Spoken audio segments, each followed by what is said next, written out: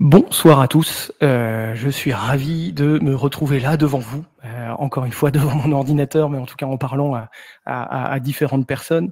Je suis très content de vous retrouver. Alors vous voyez, ça résonne, on est dans nos nouveaux bureaux chez France SCPI, on s'est installé, on s'agrandit. Donc derrière moi, il y a une vue sur Montmartre. Et je suis ravi de commencer ce webinaire à partir d'ici. Pour les personnes qui nous regarderaient en replay depuis YouTube, n'hésitez pas à liker, ça nous aide à faire du contenu de qualité. N'hésitez pas à partager non plus la vidéo et puis n'hésitez pas évidemment à vous abonner à la chaîne. Et puis pour les personnes qui courent, qui font des footings en écoutant cet épisode qui sera rediffusé en streaming sur les plateformes Spotify, Deezer, n'hésitez pas non plus à liker cet épisode, à nous noter, à nous mettre 5 étoiles. Ça nous aide, ça nous fait remonter et c'est extrêmement important pour nous, pour le sujet SCPI.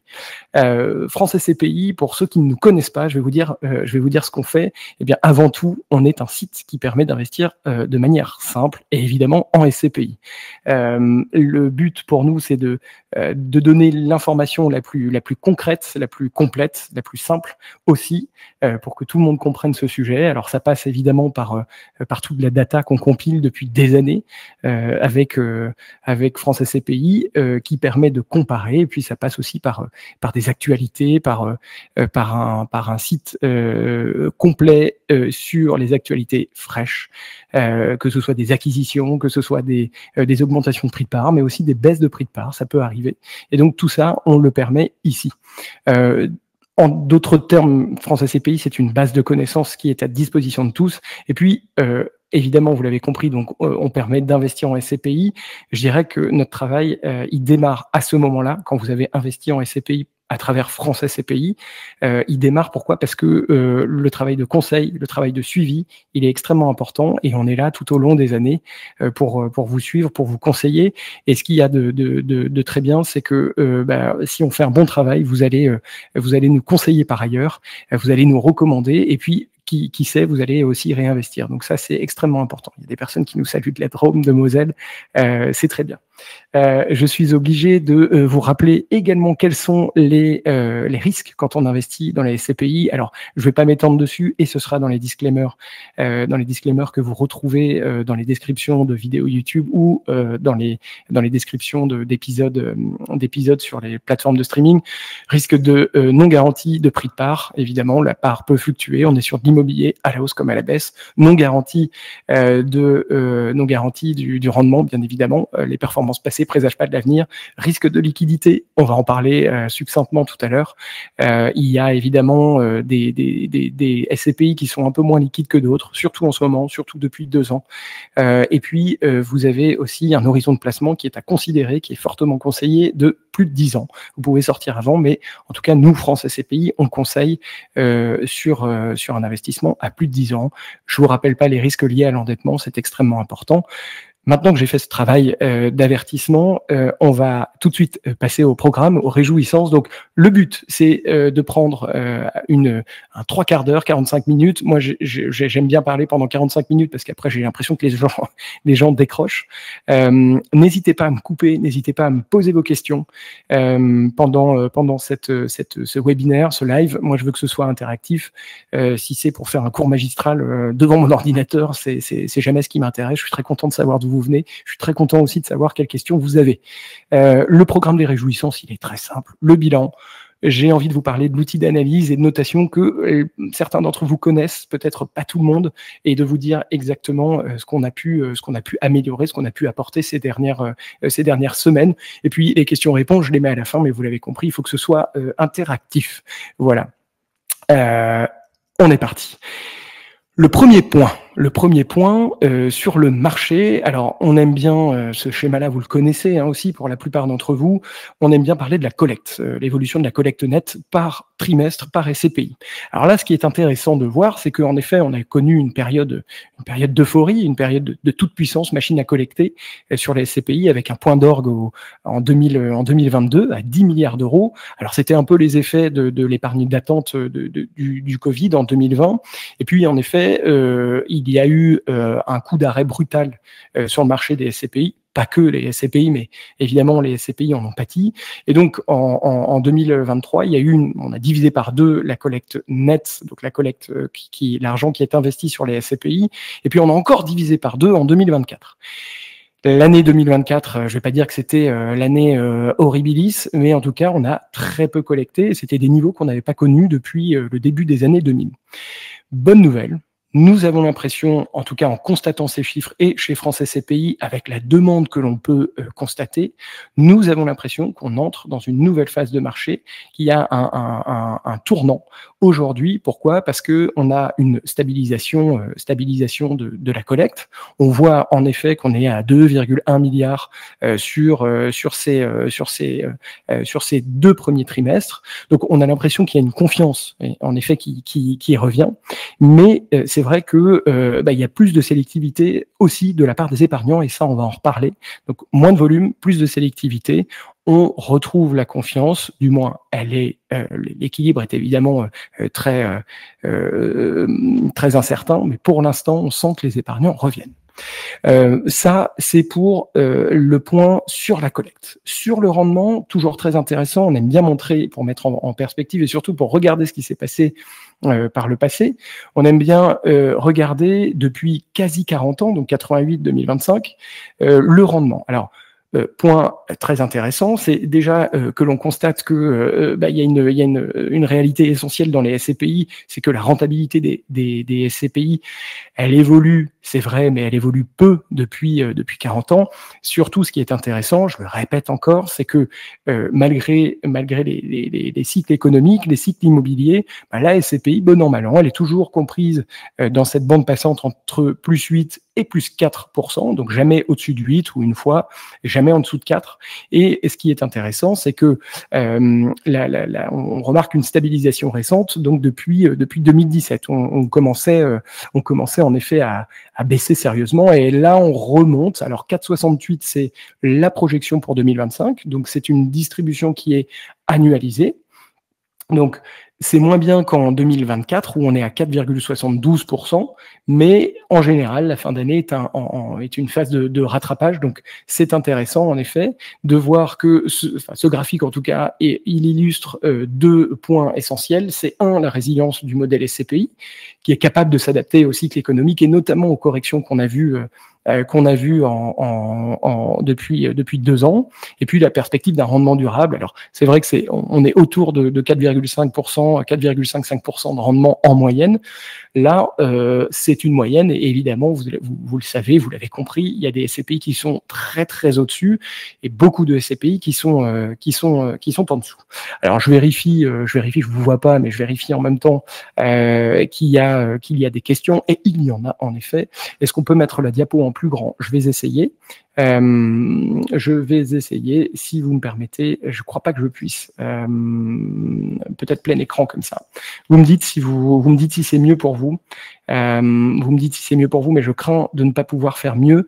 Vous aurez de toute façon toutes ces vidéos qui vous seront envoyées en replay. Hop, et je remets la diapo. Parfait. Ce que je vous propose, donc, c'est de continuer le déroulé. Alors, je vois quelques questions déjà. Les opportunités chez France SCPI actuelles ou à venir. Alors, on va en parler. C'est pas forcément le lieu, mais il y a des SCPI. En effet, on va pouvoir avoir des enveloppes sur des SCPI dont on parlera peut-être après. Je veux pas vendre la mèche. Les chiffres, on me demande si c'est du rendement brut ou net après déduction des frais. Les 4,68%, le TD que l'on met ici, que l'on affiche ici dans cette diapo, c'est évidemment net de tout frais, mais avant impôt, forcément.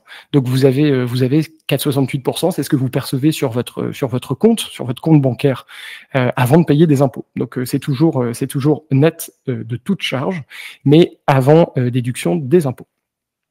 Je poursuis donc sur la présentation. On va rentrer un peu plus dans le détail et on va surtout s'apercevoir de plusieurs choses. C'est que, et le mot va revenir très souvent, c'est le mot polarisation.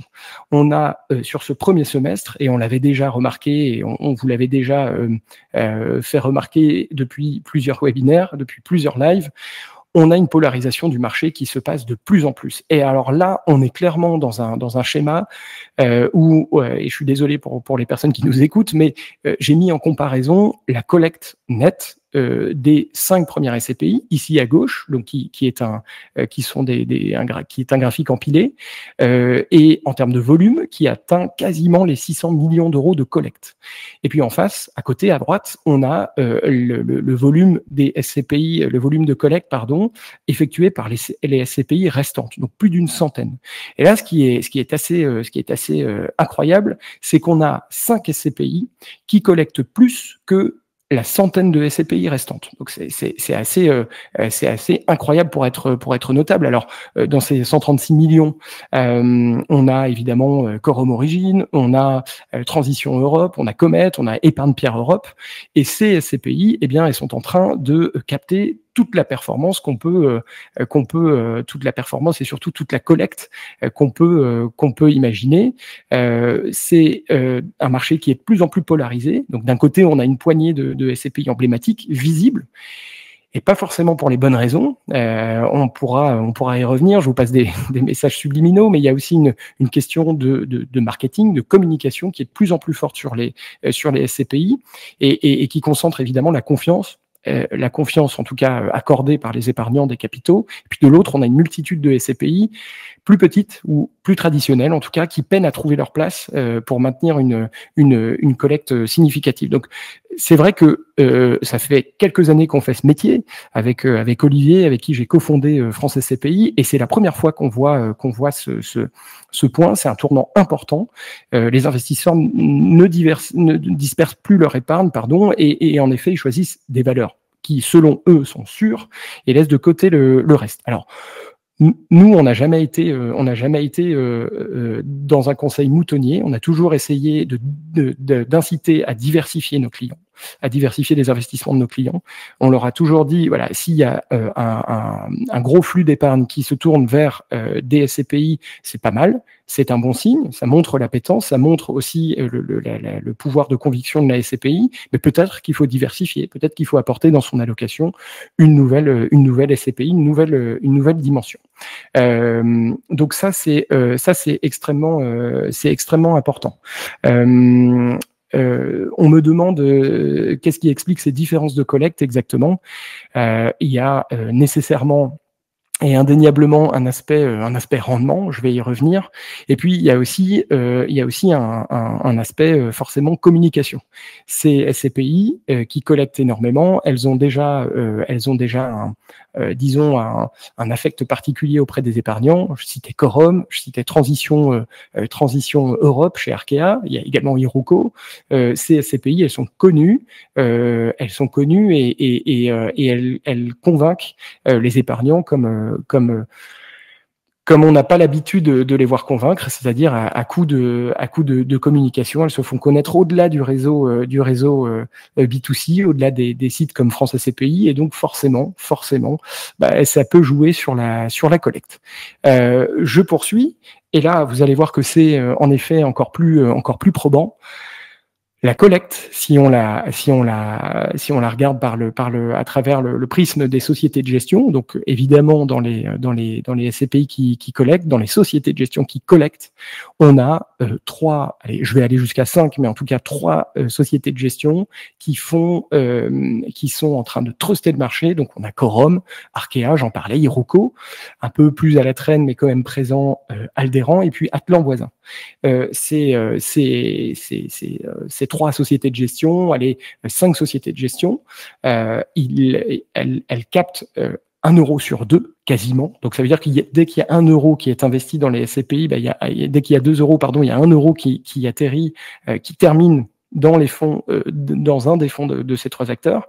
Et donc forcément, on constate en tout cas nous que la dynamique de collecte, elle est très contrôlée par une poignée de gestionnaires qui structure désormais l'essentiel du marché. En effet, je réponds à la question qui m'a été posée, les épargnants privilégient les gestionnaires les plus visibles, les plus innovants, ou en tout cas, je dirais ceux qui sont le plus visibles, ou en tout cas ceux qui ont fait leurs preuves. Donc, on est dans un marché qui est clairement polarisé, et il y a une polarisation qui peut être dangereuse. Alors, on va jusqu'à employer le terme d'oligopole de société de gestion, où seuls quelques grands noms, et vous le constatez, continuent à capter l'épargne des investisseurs, laissant les autres dans une position marginale. Il y a des questions qu'on se pose chez France SCPI, c'est quid de ces nouveaux acteurs. Et par exemple, si je regarde cette slide, il y a des très très bons acteurs, des très bonnes sociétés de gestion qui captent de la collecte, mais qui captent évidemment dans un volume moindre. Je pense à Sofidy notamment, qui est une bonne société de gestion très sérieuse. Je pense à Remake, je pense à EPSICAP REM, etc. Donc ça, c'est quelque chose qui est apparu au premier semestre. On l'avait déjà constaté en 2024, il y avait une polarisation, mais c'était quand même beaucoup, beaucoup moins fort. Là, c'est assez frappant, et ça mérite qu'on le souligne. Ce qui explique également, et je réponds aussi à la question de ce côté-là, et je vérifie qu'il n'y a pas de questions outre mesure. On me dit, et là il y a Patrick, n'oubliez pas que c'est vous qui nous conseillez, c'est vrai, vous avez raison, et nous on vous conseille, mais on s'aperçoit qu'aussi il y a une demande qui est effectuée de la part des épargnants, et parfois on a du mal à convaincre les épargnants que la SCPI la plus visible n'est pas forcément la meilleure. On me demande également si c'est pas dangereux de faire comme tout le monde et d'aller vers les plus grosses SCPI. Bah, clairement, là c'est mon point. En effet, pourquoi pas y aller? En effet, mais si on a des fonds qui permettent d'investir sur plusieurs SCPI, je pense que c'est intéressant de diversifier, c'est intéressant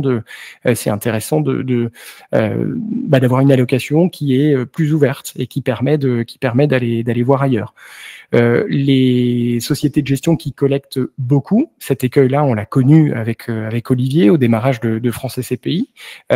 Il y avait des SCPI stars qui collectaient et qui convainquaient tout le monde. C'était des SCPI en général bancaires, c'était des SCPI qui investissaient sur les bureaux. Bah, évidemment, nous on disait à nos épargnants ou aux personnes qui nous contactaient, oui c'est bien, mais je pense qu'il faut aller voir ailleurs. Et l'écueil aujourd'hui, la dévalorisation de certaines SCPI qu'on a connues en 2023-2024, c'est notamment sur ces SCPI qui ont beaucoup collecté et qui ont investi de manière un peu un peu précipitée. Je dis pas que ça va être le cas pour Iroko, Arkea ou Quorum, parce qu'on est dans un contexte de marché qui est différent. N'empêche que là, je trouve que les volumes sont extrêmement importants et on sait ce qui se passe quand on a des flux qui se dirigent dans un même sens. Jean me demande s'il a 1000 euros, est-ce qu'il vaut mieux investir 200 euros dans 5 SCPI différentes ou que 1000 euros dans une? Alors là, c'est assez personnel. Moi, je vous conseillerais de diversifier.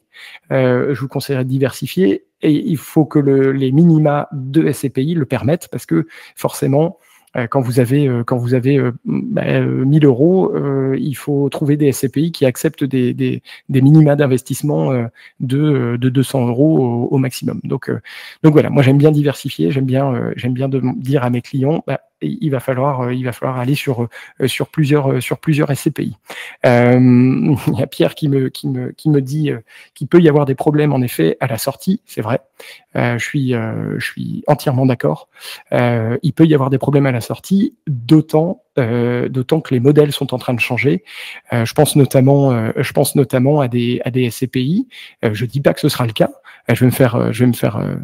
C'est sûr que je vais me faire taper sur les doigts, mais si vous avez des SCPI qui sont sans frais, dites sans frais de souscription, qui ne mettent pas de pénalité après 5 ans, par exemple, ou après 3 ans, je vois pas pourquoi, si vous avez un rendement qui est plus élevé ailleurs, vous allez vous priver de sortir de cette SCPI. Donc ça peut être un écueil. ce que je vous propose, c'est de poursuivre, c'est de continuer, et puis je continuerai à répondre aux questions. La répartition de la collecte, elle est celle qu'on avait connue déjà pendant l'année 2024, c'est-à-dire qu'il y a vraiment une prime au rendement. On voit là, ce qui se passe, c'est que 48% de la collecte se dirige vers des SCPI dont le rendement est supérieur à 7%. Et puis plus on avance, plus on baisse dans le rendement, plus la collecte est faible. Alors il y a une exception quand même, vous l'avez noté, sur les SCPI qui sont comprises entre 5 et 6%. Il y a un 32%. Ce 32%, il est juste drivé par une SCPI, majoritairement, qui est Quorum Origine, qui capte, vous l'avez vu, 136 millions d'euros pour ce deuxième trimestre. Si on enlève Quorum Origine, on est vraiment sur une pyramide inversée. Donc on sent effectivement qu'on a un comportement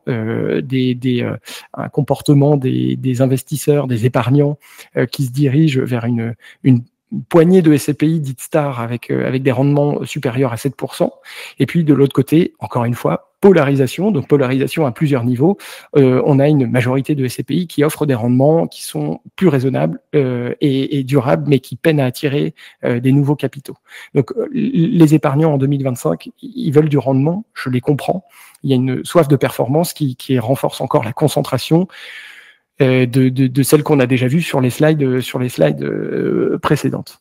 Je poursuis sur la concentration de la collecte, sur la polarisation. Là, encore une fois, très étonné. Il y a quelques années, quand on a commencé ces lives et quand on a commencé ces notes qu'on transmet à la fois aux journalistes, à la fois à nos épargnants, il y avait une répartition sur la typologie des SCPI qui était assez bien répartis. Évidemment, les bureaux avaient la part belle, puisque c'était la classe d'actifs qui était la plus présente.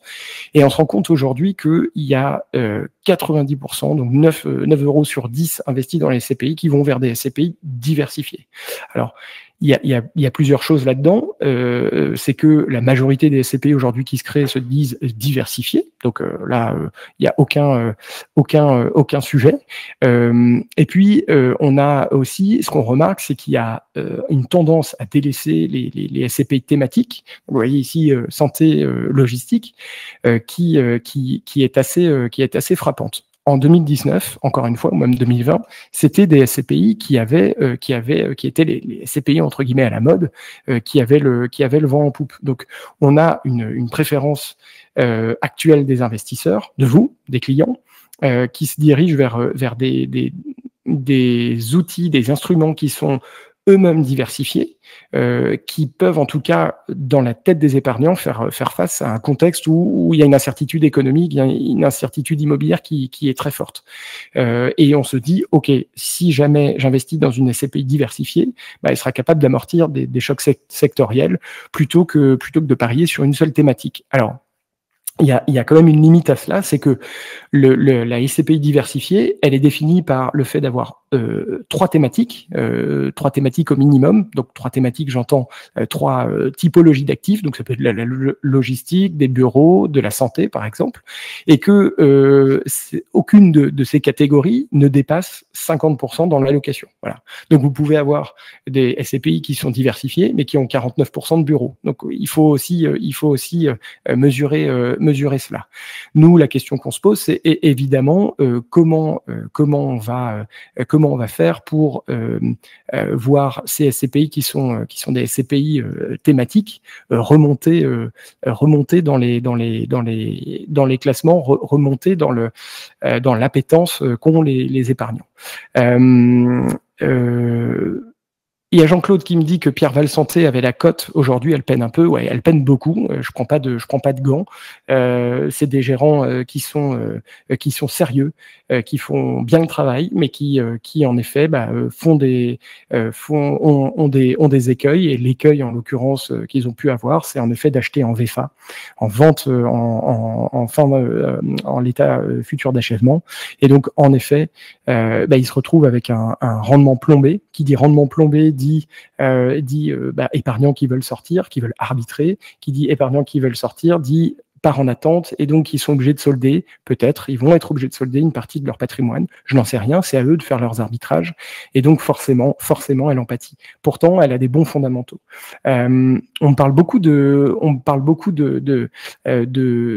Quorum Origin, qui est une vieille SCPI. C'est vrai qu'elle convainc cette SCPI. Elle a prouvé qu'elle était résiliente et qu'elle allait surtout qu'elle était contracyclique, qu'elle était à contre-courant. C'était elle la première à aller à l'étranger. C'est vrai qu'à l'époque, tout le monde la regardait un peu de manière étrange. Les gens disaient que Quorum allait se planter, c'est vrai.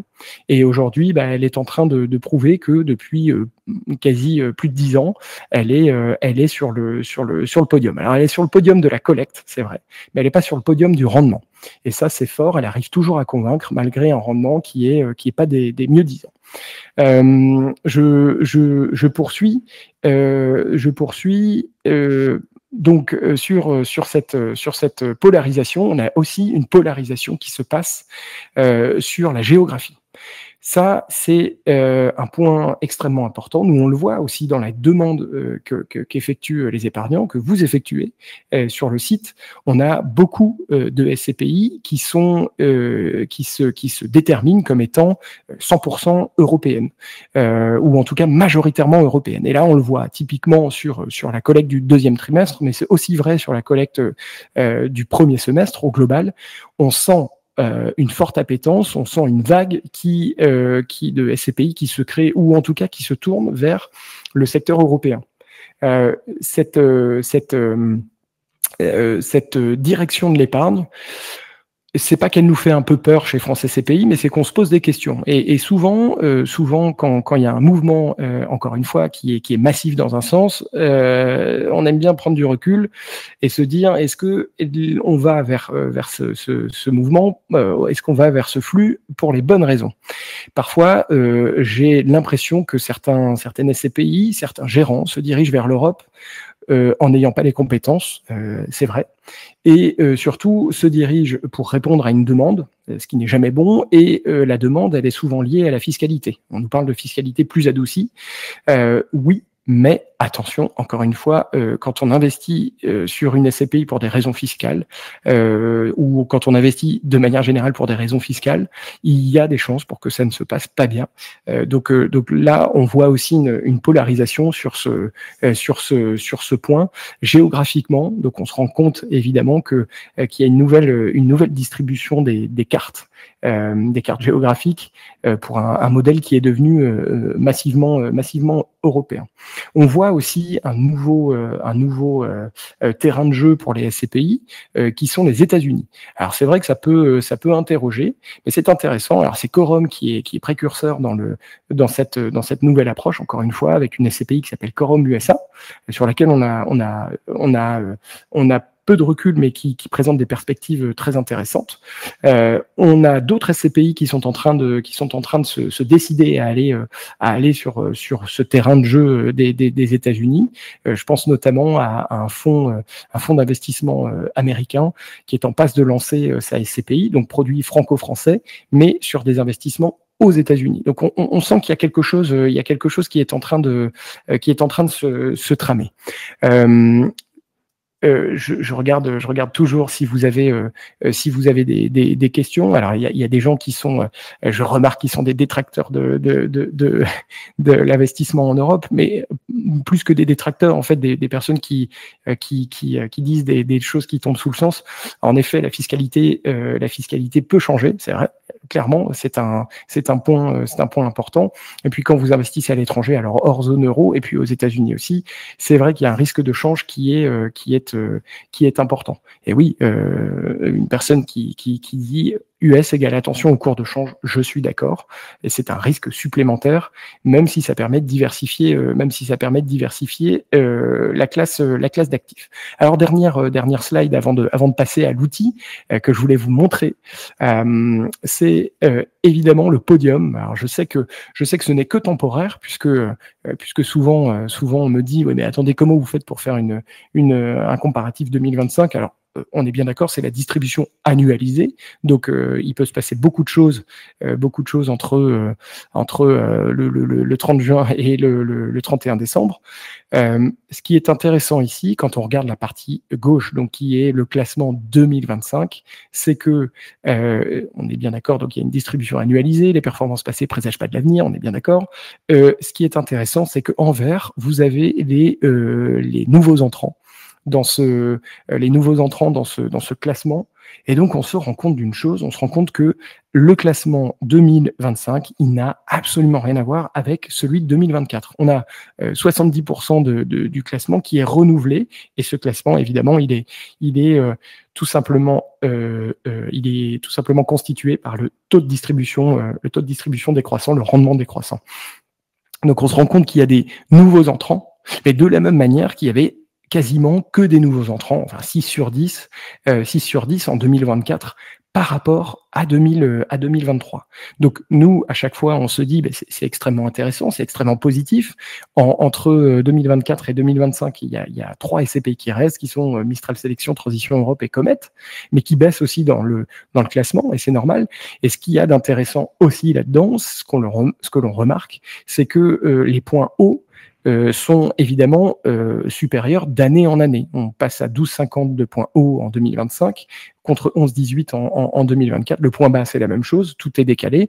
Et donc, intéressant aussi de voir que certaines SCPI qui étaient dans le top 10 depuis plusieurs années, alors je pense à Hirokozen, se fait sortir et est aux portes du classement. Il y a des changements qui s'opèrent et là on en parlait, en effet, il peut y avoir des problèmes de liquidité si les gens se disent ok, moi j'ai plus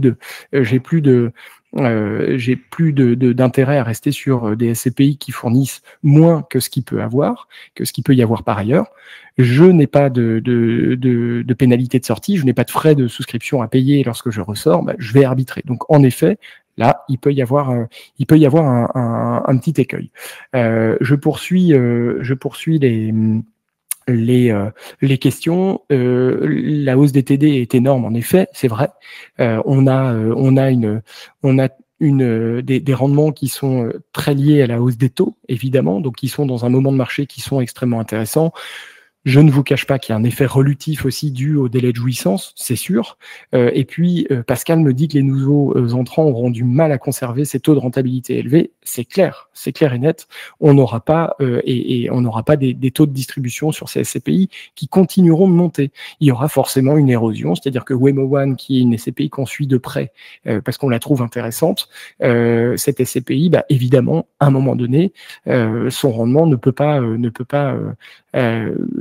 rester de 12% pendant des années et des années.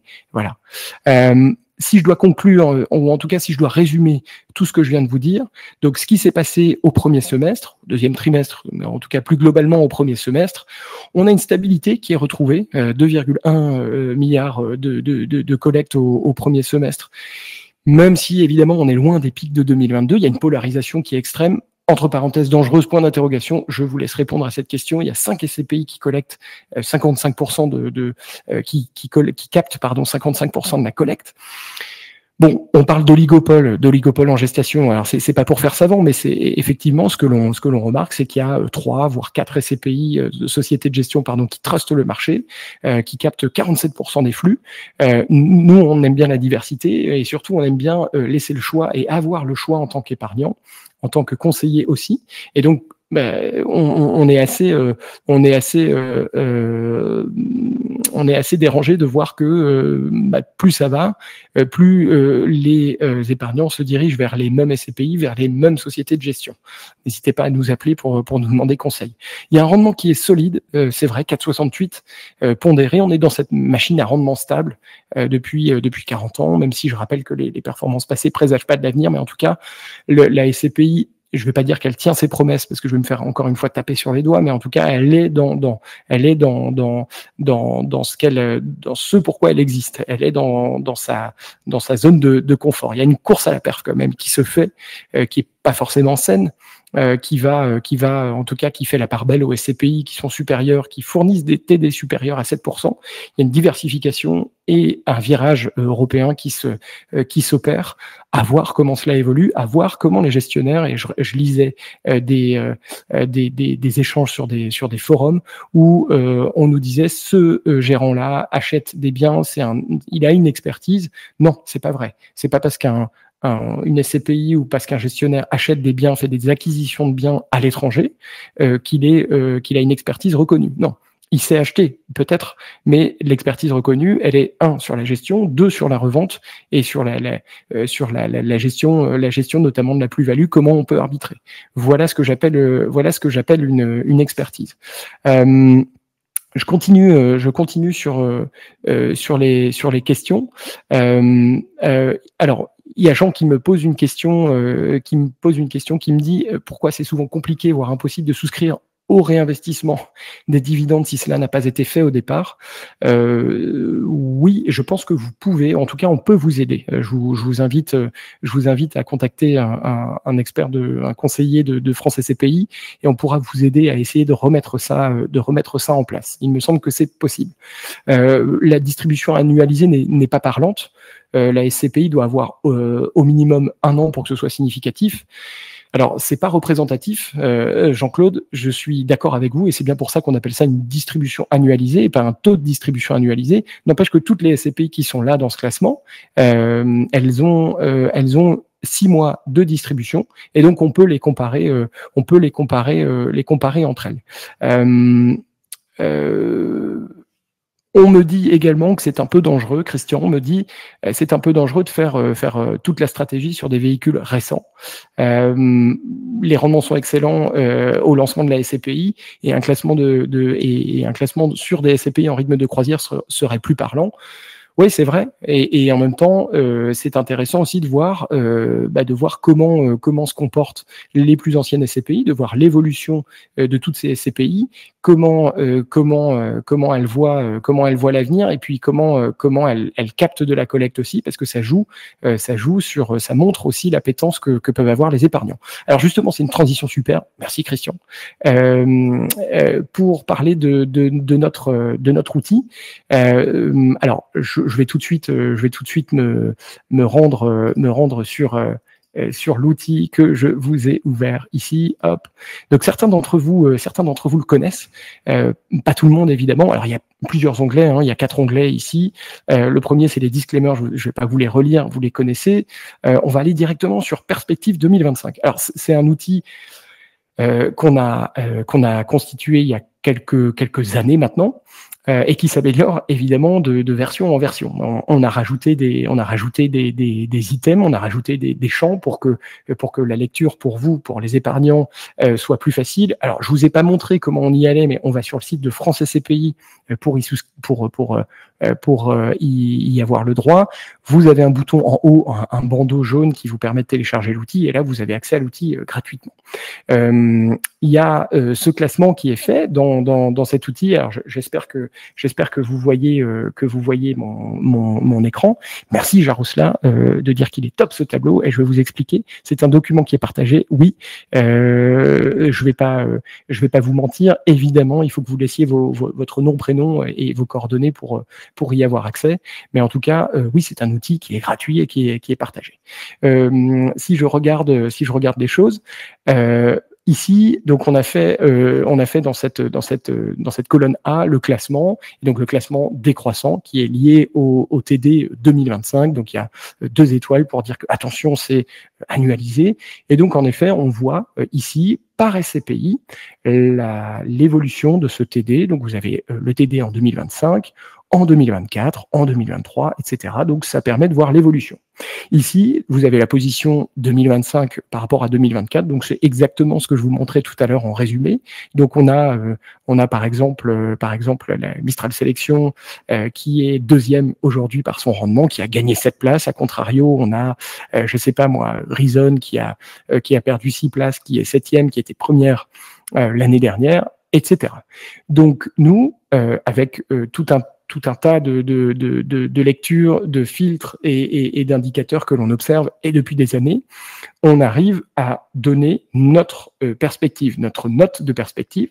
Donc ici, par exemple, vous voyez, il y a 4 étoiles. 4 étoiles, c'est pour perspective très encourageante pour cette année 2025, et puis 3 étoiles, perspective encourageante, 2 étoiles, perspective peu encourageante, 1 étoile, perspective pas encourageante, et vous comprenez que plus vous descendez, plus on va rencontrer du jaune, voire du rouge, etc. Donc, ce classement, eh ben, évidemment, c'est notre avis. C'est pas un conseil personnalisé, c'est notre avis. Et donc, évidemment, pour aller plus loin, moi, je vous invite à aller sur notre site, à regarder cet outil. Il vous permet aussi de vous faire un avis. Rapidement, je regarde évidemment si vous avez des questions. Pour enregistrer ce tableau, pour analyser les anciens tableaux et les années antérieures, pour enregistrer ce tableau, vous avez une fonction qui vous permet de télécharger. Je crois que vous faites fichier télécharger. MC dit c'est comme à l'hôtel, absolument, c'est comme à l'hôtel. Et nous, en tout cas, on est comme un guide Michelin des CPI, c'est-à-dire qu'on met 4 étoiles à celle que l'on trouve intéressante en termes de perspective. Ce n'est que notre avis. Les étoiles, la couleur dans les étoiles, elle correspond à plus c'est vert, plus c'est positif, plus c'est rouge. Évidemment, je ne vais pas vous faire un dessin. Et on me demande également si il faut vendre celles qui sont en rouge. Celles qui sont en rouge, eh bien, malheureusement, vous allez voir, et je vais vous montrer rapidement que celles qui sont en rouge ne sont pas forcément liquides. Donc, si vous avez des parts et vous voulez vous en séparer, c'est plus compliqué. On me demande ce que je pense d'Iroko Atlas. Ce que je peux vous dire, c'est que c'est une SCPI qui va faire parler d'elle. Je crois à confirmer, mais qu'on va en avoir une toute petite enveloppe, et on sait que ça va aller très vite pour la souscription, donc il faut vous faire connaître si vous avez envie d'y investir. Je reviens sur ce document. Donc ici, on a la géographie majoritaire, donc c'est intéressant de voir qu'en effet, il y a pas mal d'Europe, vous voyez, dans le haut du classement, il y a un peu de France, donc c'est majoritaire, hein, donc ça ne veut pas dire que c'est CPI Mistral Sélection, c'est le cas d'ailleurs, elles ont un peu d'investissement hors de France. Donc on a la répartition Quorum USA, évidemment, complètement aux États-Unis. Ici, on a les frais de souscription, c'est intéressant aussi de voir combien on va payer, combien on gagne dans les taux de distribution, et puis combien on paye aussi en frais de souscription. Mistral Sélection, 0. Je pense également à Sophie Dynamique, extrêmement intéressante, 2% de frais de souscription. La capitalisation, c'est la taille finalement de la SCPI. Ici, on parle de millions d'euros, et donc 26 millions d'euros, 286 millions d'euros par exemple, etc., etc. On a la collecte nette. Cette collecte nette, elle est intéressante aussi parce qu'elle permet de voir ce qui se passe pour certaines SCPI. Plus je descends, plus vous comprenez que c'est très compliqué. Je pense notamment à certaines SCPI. Alors, épargne foncière, par exemple, qui n'a rien collecté en 2024, qui ne collecte rien depuis plusieurs mois, plusieurs trimestres. Et puis ici, on a un rendement qui est de 4,48, alors qui est pas nul. 4,48, c'est pas rien, mais c'est moins que la moyenne qui est de 4,68 pour ce premier semestre. Et puis c'est surtout deux fois moins, quasiment deux fois et demi moins que les meilleurs SCPI. Donc je comprends qu'il puisse y avoir une interrogation. Par ailleurs, si je continue de dérouler sur cette SCPI, et ce qui me permet de passer à la section d'après, on a des parts répertoriées, des parts en attente de compensation. Donc ces chiffres ici, c'est par trimestre, et donc c'est l'évolution. Donc ici, par exemple, au 31/12/2023, on constate qu'on a 305 millions d'euros de parts en attente. Ça veut dire qu'on a des gens qui patientent, qui attendent avant qu'on leur rembourse leur part. Donc en effet, c'est très compliqué. Et la personne qui me posait la question tout à l'heure de savoir s'il fallait vendre les SCPI qui étaient à 1 étoile en rouge, ma réponse serait de dire oui, pourquoi pas, envisagez-le, mais vous allez attendre un certain temps. Il me semble qu'Épargne foncière fait attendre une année au minimum pour récupérer ses fonds. Donc c'est très compliqué. Ici, on vous met la tendance. On vous met également l'endettement de la SCPI aux dernières données connues. Donc ici, par exemple, cette SCPI, Épargne foncière, société de gestion, la française, eh bien, on remarque que, son rendement n'est pas séduisant. 2, évidemment, effet boule de neige, elle a des épargnants qui veulent arbitrer pour sortir, pour aller capter plus de rendement ailleurs. 3, comment elle va faire pour arbitrer? Comment elle va faire? Il va falloir qu'elle vende, mais dans un mauvais moment de marché. Par ailleurs, il y a de l'endettement qui est présent. Et puis, clou du spectacle, sans ironie aucune, elle a dévalorisé son prix de part en 2025 de quasi 20%. Donc, cette SCPI, vous comprenez que pour nous, les perspectives sont pas très encourageantes, voire pas du tout encourageantes.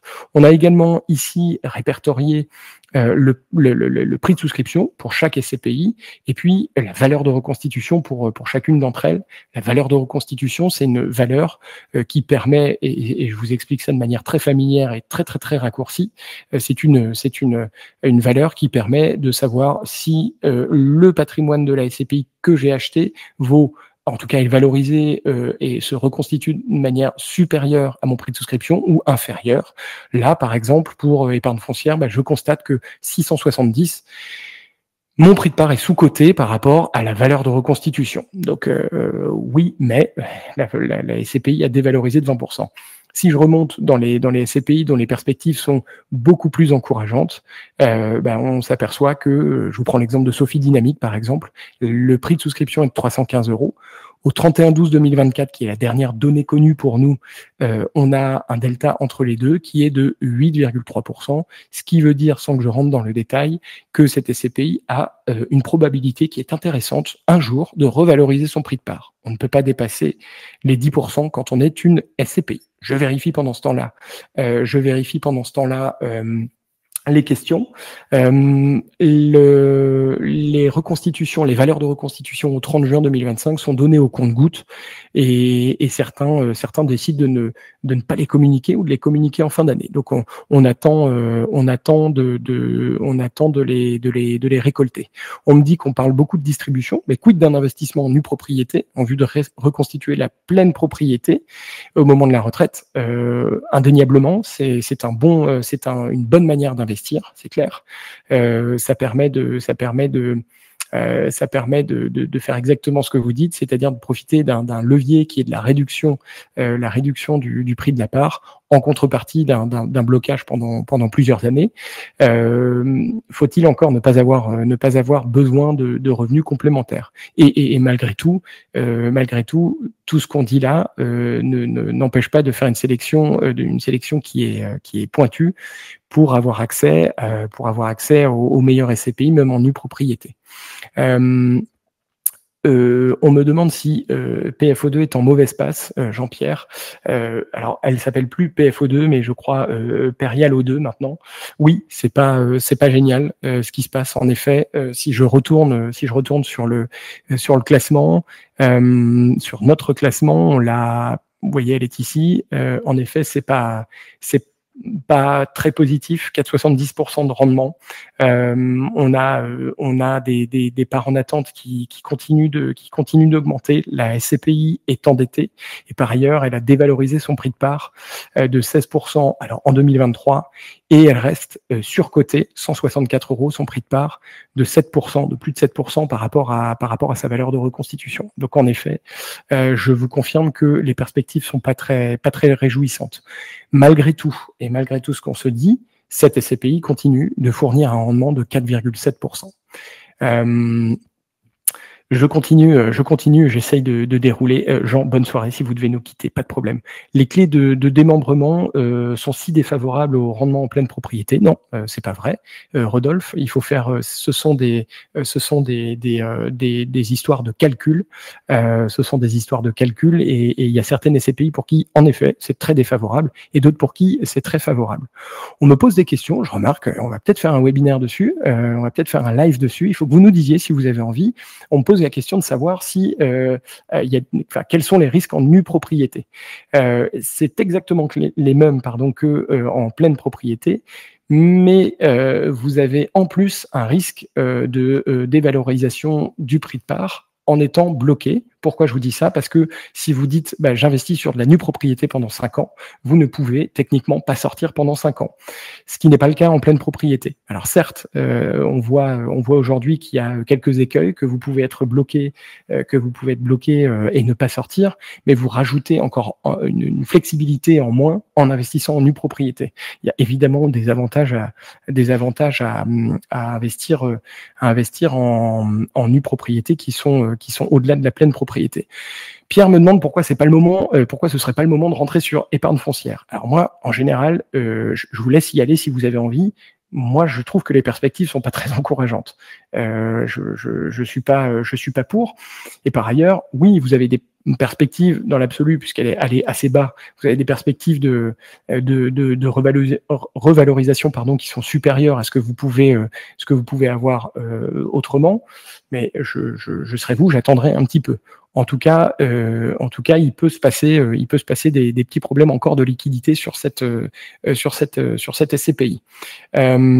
On me demande encore, on me parle de nue propriété, je le note. C'est extrêmement intéressant. Est-ce qu'il est pertinent d'investir en nue propriété aujourd'hui quand on voit les rendements proposés en pleine propriété? En fait, c'est deux objectifs qui sont complètement différents. La nue propriété, ça permet de se constituer des revenus pour plus tard et donc de ne pas être imposé sur des revenus qu'on ne perçoit pas forcément. La pleine propriété, ça permet d'avoir un complément de revenus dès maintenant, dès que vous investissez, qui n'est évidemment pas garanti. On me dit que Sophie Di a publié ses valeurs de reconstitution qui sont toutes en hausse, absolument, et c'est pour ça qu'on dit que ces SCPI elles sont très intéressantes et notamment Sophie Dynamique qui est d'ailleurs, et ça me permet de faire la transition. Merci Vanessa pour qui confirme oui pour un live SCPI démembré. Ça me permet de faire la transition ici sur cet onglet qui est notre top 10 SCPI du moment. Encore une fois, je rappelle que ce n'est pas un conseil personnalisé, c'est des SCPI qu'on trouve pertinentes à mettre dans une allocation. Donc on a ici tout un top SCPI. Je vous laisserai regarder. Je ne vais pas les commenter toutes une à une parce que ce serait très compliqué. Mais en effet, on retrouve Sophie Dynamique ici qui est intéressante et qui a déjà revalorisé son prix de part depuis le 1er janvier, depuis le 31/12/2022. Que penser d'Assimo Pierre? Je pense exactement la même chose que pour épargne foncière. Ce n'est pas le moment d'y aller et j'aimerais bien que les gens m'écoutent, mais c'est chacun fait comme bon lui semble. Et là, ça me permet, merci pour cette transition, de vous montrer le dernier onglet, qui est l'onglet Graph, qui est un onglet qui est intéressant, je trouve évidemment, puisque c'est nous qui l'avons fait, je suis pas très objectif, qui permet de voir quels sont où en sont les différents indicateurs de la SCPI. Et là, vous voyez par exemple la Assimo Pierre, qui est la première de la liste. On voit ici en jaune son prix de souscription, en bleu, en pointillé, la valeur de reconstitution, et on voit qu'elle se dirige très franchement vers la zone rouge, qui est une zone qui promet une potentielle dévalorisation. Pareil, Pareil sur le rendement.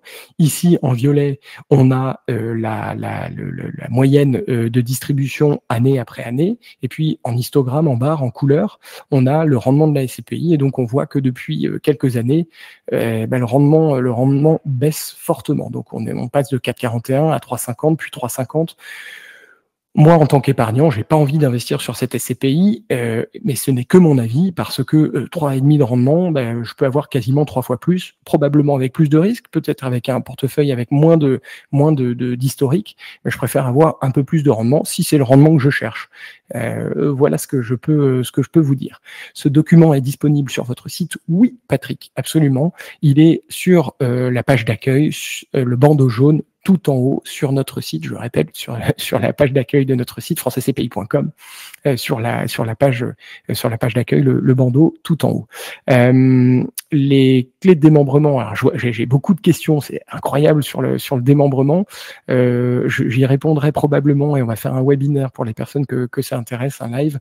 À quelle fréquence est mis à jour le top 10? Il est mis à jour très régulièrement et dès qu'on aperçoit des soubresauts sur des SCPI, on peut sortir certaines SCPI et en rentrer d'autres. Quelles sont les perspectives pour 2026? Moi qui viens d'investir, Patrick, j'espère que c'est avec nous. Eh bien, écoutez, il est trop tôt pour le dire. J'espère qu'on va pas rester dans une polarisation. Je suis désolé, je vous fais une réponse de Normand, même si je suis breton. On est dans une année qui devrait être une année de collecte forte pour les SCPI. Je vois bien la collecte monter crescendo. Je sais que vous m'enregistrez et ce live est enregistré, donc mes propos seront retournés contre moi si je me trompe, mais je pense que 2026 va être une année qui va être bonne en termes de collecte, qui va voir certaines corrections arriver à terme. Je pense, je suis désolé, je vais peut-être vous faire peur, mais qu'il va y avoir des accidents industriels sur certaines sociétés de gestion qui vont pas pouvoir continuer comme ça, qui ne collectent plus depuis des années.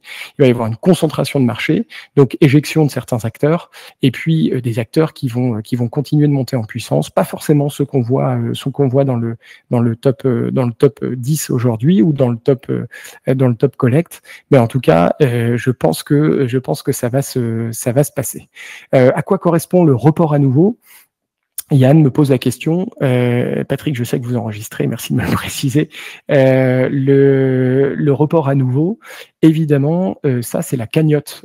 Si je dis ça trivialement, c'est la poche de trésorerie qu'alimente ou pas une SCPI. Elle prend la décision sur les loyers qu'elle encaisse de mettre une partie de côté. Et donc le report à nouveau, c'est un peu le trésor de guerre de la SCPI. C'est la durée pendant laquelle elle est capable de verser à l'épargnant le même rendement que l'année précédente. Donc là, si je prends Asimo-Pierre par exemple, si jamais il y a un problème, plus aucun locataire ne paye, eh bien, elle est capable pendant 105 jours de donner le même rendement que l'année précédente à ses épargnants.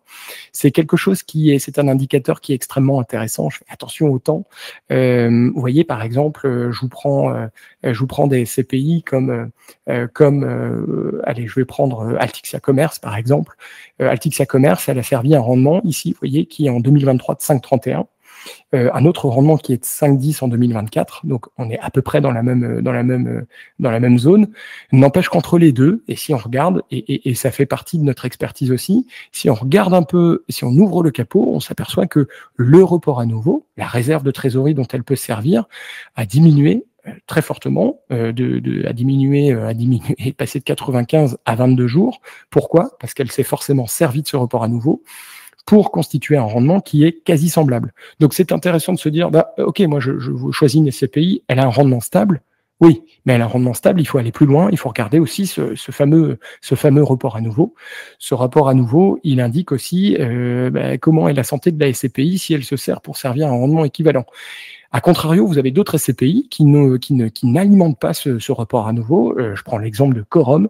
Quorum, l'équipe de gestion a toujours dit, non, nous, on n'alimente pas de poche de réserve, on donne tout à l'épargnant en rémunération, en rendement, en taux de distribution. Voilà, on ne pénalise pas. Évidemment, c'est louable. Et puis, le problème, c'est que s'il y en a un, justement, ils n'ont pas de poche de réserve. Et c'est une politique. Donc, chacun fait comme il veut. En tout cas, s'il y en a, on peut regarder son évolution. Je vais clôturer ce live. Je vais clôturer ce live. Tout le monde me salue et me dit merci. C'est moi qui vous remercie. N'oubliez pas que vous pouvez tout à fait nous questionner sur tous ces points que je viens de souligner. C'est toujours assez superficiel. Forcément, j'essaie de rentrer un petit peu dans le détail, de répondre à vos questions. Moi, j'étais ravi de vous partager cette synthèse qu'on a fait du premier semestre. Je vous je vous donne rendez-vous dans quelques semaines, quelques mois. J'ai bien noté votre volonté d'avoir un live sur la nue propriété, sur le démembrement. On va s'y employer avec toute l'équipe de France SCPI. Et puis, n'hésitez pas à partager si ça vous a plu, si cette vidéo vous a plu. Elle plaira forcément à d'autres personnes. N'hésitez pas à les partager et puis à leur donner l'adresse de France SCPI. Merci pour vos encouragements. C'est hyper sympa. Ça me touche, ça nous encourage. C'est chouette. Je suis très content. Je vous dis à très bientôt. Bonne soirée. À très bientôt.